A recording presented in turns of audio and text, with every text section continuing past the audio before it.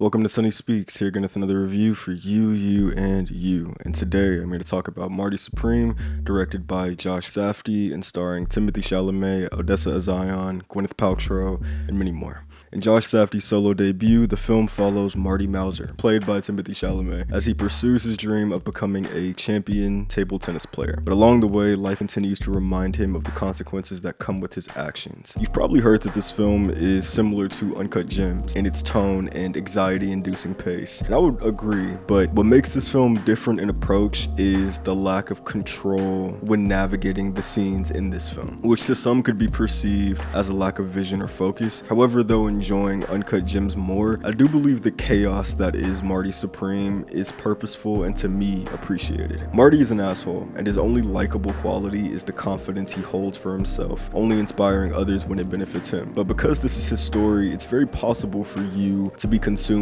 by his idealistic mindset despite the obstacles he's actively jumping over. Timothée Chalamet plays Marty Mauser in a way that's honest, living in delusions of grandeur to escape from what he believes to be mundane. I like the urgency he exudes when speaking about his purpose and what he could do for the sport of table tennis being an American player. It encompasses his entire philosophy. Marty is logic, work ethic, and innate entitlement for a better life. And though his confidence is what sustains him, it's also what alienates him, not only from the other characters in his story, but possibly from the audience in a similar way Uncut Gems does. Speaking of other characters, Marty Supreme has a solid cast of supporting actors and actresses that keep the narrative interesting and vibrant. I would also argue though they feel kind of forgettable because of the fast-paced nature of the story, but because our main character seems disinterested in real connection without personal gain, it was difficult as an audience member to fully connect to anyone outside of Marty and the two love interests in this film, Kay Stone, played by Gwyneth Paltrow, and Rachel, played by Odessa A'zion. Kay Stone is a Hall of Fame actress, married to a successful man, but feeling bored within her marriage. Marty finds Kay at a time when she wants more, and though what Marty provides is empty and they both know that, it still is something different from the monotony of both of their daily lives. Not only do they connect as two escapees of reality, they also love to perform in their individual fields. Marty and Kay's chemistry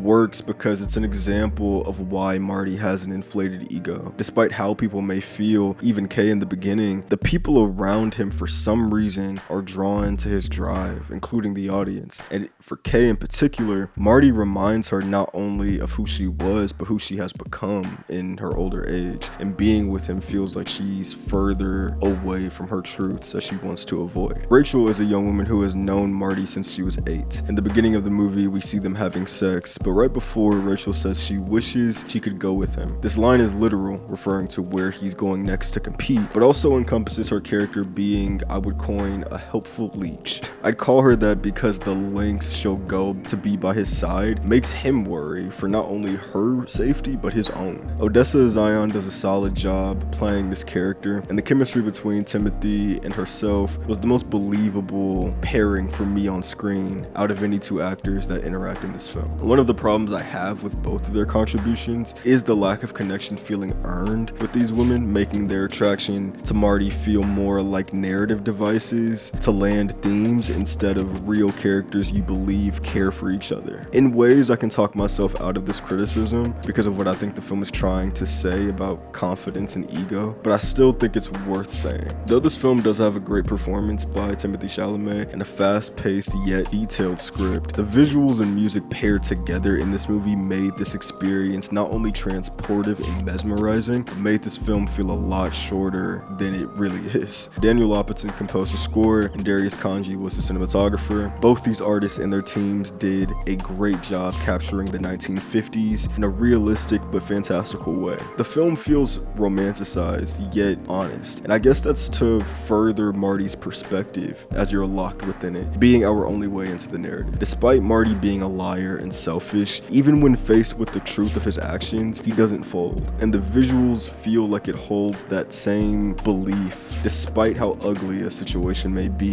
the visual language chooses to stay consistently beautiful despite the contrast. If Marty Supreme inspires you, I wouldn't say that's a red flag, though some people would disagree, but I would ask you to think about why. For me, I found Marty to be an inspiring figure with very selfish motivations and ideals. And by the end, the success he's able to achieve is murky and odd and for oneself. But the isolation of his victory makes the rest of the journey feel even more profound than if it was a generic sports biopic ending where everyone wins. In the end, win or lose, it's all on Marty. And though it's hard to find him likable, I can relate to that sort of one-track mind, and I appreciate the subversion of character for the audience in this genre. Overall, I would give Marty Supreme a partly sunny rating. Though this isn't my favorite Timothée Chalamet performance, and I do think Uncut Gems is the best thing either Safdie brothers have done together or apart, I did undeniably have a fun and exciting time from beginning to end with Marty Supreme. It's not for everybody, and it's not trying to be, and not only do I respect that, but I like the artistry in that choice. For the betterment of all film bros though, I would love to see the Safdie brothers work again, because I think whatever they do together after separating would be generational. And shout out Timothée Chalamet for the really interesting marketing campaign for Marty Supreme. And I feel like it is pretty comparable that if you didn't connect to that campaign, I feel like the movie is just like that. So if you found him annoying with his confidence and his ego just being bolstered many times, that's what this movie is from beginning to end. Thank you for watching.